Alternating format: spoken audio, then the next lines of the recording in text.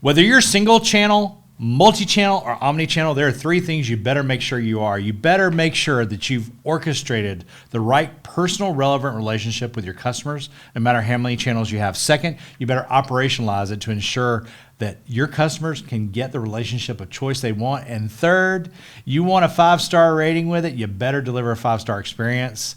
Omni-channel, multi-channel, single channel, the choice is yours, but choose wisely. Hey there, my name is Ed Howie, and this is How We Grow a Brand. 1, 2, 3. If you like what you learned from this episode, subscribe to our channel, and hey, smash that like button. Are you ready to go? Let's get on to today's chat. Hey, is your brand omni-channel? We're all about the buzzwords here, but like omni-channel, because doesn't every brand have to be omni-channel or multi-channel? Well, let me tell you this. If you don't own the channel you're in, you better not add a channel and another one and another one if you aren't clearly owning the channel, your core business. But this is tough because customers are demanding brands to be all things for all people. I want you the way I want you, when I want you, on demand. And your brand may not be built to be omni-channel.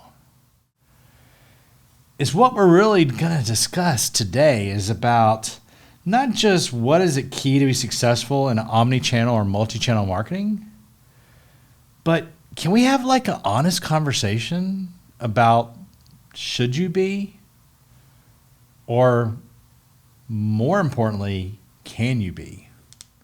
Well, as a business owner, as a business leader, I really struggle with this because there is this whole notion, we know stewardship matters to me. Doing all you can with what you have. I don't really ever doubt that we can do it.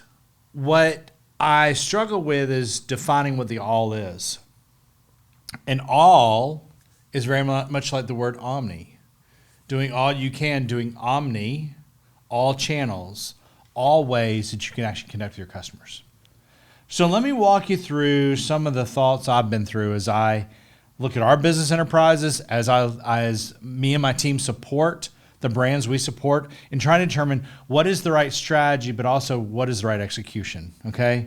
On the strategy side, first and foremost, again, I encourage you, if you're not owning the channel you're currently in, don't expand additional channels because you're just going to spread thin your unpredictable delivery of excellence across multiple pathways to your customer.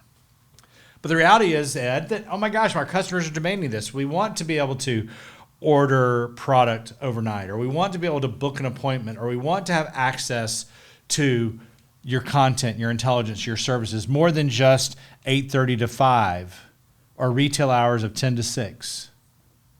So how do you make it work? Well, we can look to brands that have succeeded with it, and we can look to the areas which they still struggle. Okay, so many of you know I teach indoor cycling, and I am personally a fan of in real life with real people exercise. I've ridden on a Peloton in studio. I've ridden on a Peloton in my garage. I've ridden on a Peloton in someone's basement. I've ridden on a Peloton in a hotel. And I know there are some Peloton fanatics that are truly in love and fits with their brand, with your lifestyle and that is awesome. For me, I like it as utility more than like a permanent function of my life because I like being around humans. Whether I'm coaching the class or riding the class, I like the energy of being in real life. However, if Peloton were just an in-person studio, would they have the reach they have today? Heck no. If they're only omni-channel and don't communicate the connection of people, then there's no relationship.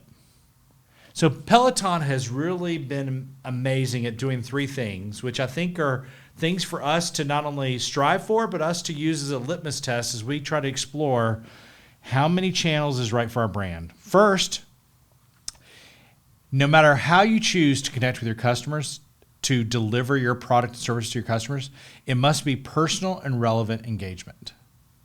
You know, I was visiting with an entrepreneur, actually one of our clients at B2I Creative, and what he said was, I need y'all to be more empathetic with when I need access to you. Isn't that a great way of saying it?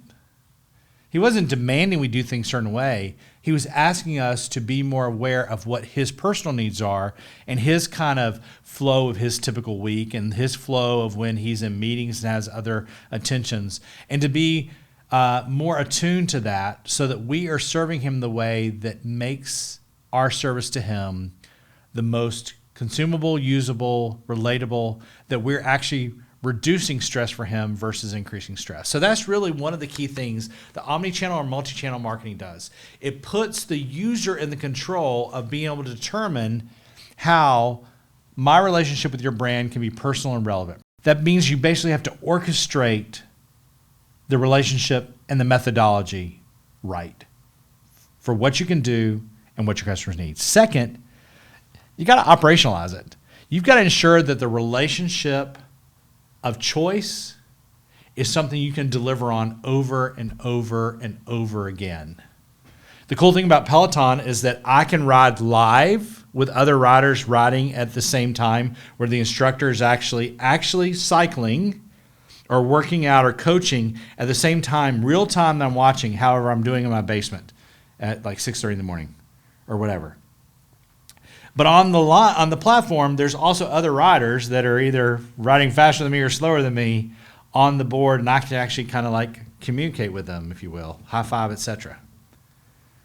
That same product, that same content, that same deliverable, after it's live, I can then ride it on demand. So I can actually choose to ride the class that is actually kicks off at noon today. I can plan to ride that class from noon today that actually was in real time noon today.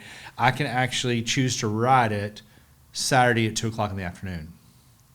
And what's great about it is not only can I choose to ride that class from today on Saturday at 2 o'clock, if I love it, I can start, I can favorite, and I can ride it over and over again. I can actually try to beat my best each time and get a personal record over that. So this one product that was produced in 45 minutes or 30 minutes in a studio in New York or in the UK and is presented live to thousands of people riding in real time is now scalable because it can be written at a different time, same product, same labor cost, same production cost, and then it can be written over and over again for the same cost of production, which is basically paying the instructor, if you will, and the production crew for 1 hour to produce that class, 30 minutes, 45 minutes. Okay? So there's a lot of good reasons to figure out how to orchestrate your brand to be more than just a single channel. And there's a lot of reasons to operationalize it, because if you don't operationalize it, the seamlessness of it doesn't exist. Then you may call yourself multi-channel, but you're not. Okay? And then third, you got to optimize it. You got to be better than 5-star. Because what is a common practice of all of these digital platforms particularly? Rate this class, rate this instructor, rate this workshop, rate this episode. I like 5 stars, by the way. So if you want to like go give us 5 stars, I like it. You better be better than 5-star. And what you'll find is most customers do the same thing in the omni world as they do in the single world. They do the same thing in the online world as they do in their in real life, is that we're all judging the woo and poo. We're all saying, was this what I wanted or was it not? And unfortunately, more times than not, customers will either give you the 5-star or 1-star. So the best way to ensure that your omni-channel experience is delivering a 5-star experience is to deliver a 5-star experience. So you better know what the uniqueness of what the customers want in the unique channels are, because you're going to have to modify and adapt as you add more and more channels. Peloton is a great example of it done well. They're also a great example of almost blowing up the entire company because they grew so fast and they grew so omni. They didn't necessarily secure their competency and capacity in all their channels before they added more. So you're probably not a Peloton-sized company. I'm not a Peloton-sized company, but we've got to be aware of the dynamics at play of growing the channels, the methods of which we connect with our customers, provide our services, connect with our employees, connect with our vendors, the way that we have an omnipresence in ways that we never did before. No matter whether you choose 1, 2, 5, or 10, make sure that you operationalize personal and relevant engagement. You do that first by having the right idea, by orchestrating exactly what that looks like, and then you operationalize that personal engagement by ensuring that the relationship of choice, the primary relationship of choice, is what's available for your customers, both existing as well as future.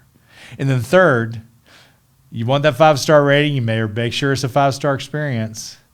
And a 5-star experience in person is not the same as a 5-star experience on digital. And you better make sure you and your team know the difference and can deliver on that every single time. The world is demanding omni. The easiest, most profitable way is single.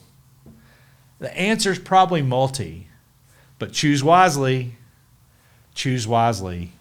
and make sure the next channel you add helps you grow your brand and not kill your brand. I sure hope this helps you with your brand, your business, your life. As importantly, I hope this has inspired your day. If you'd like to learn more about me or how I grow a brand, go to edhowie.com. Or better yet, if you want to book me to come speak to your group, click Book Ed to Speak, and I'll bring the woo to you. Can't wait to see you next time on How We Grow a Brand.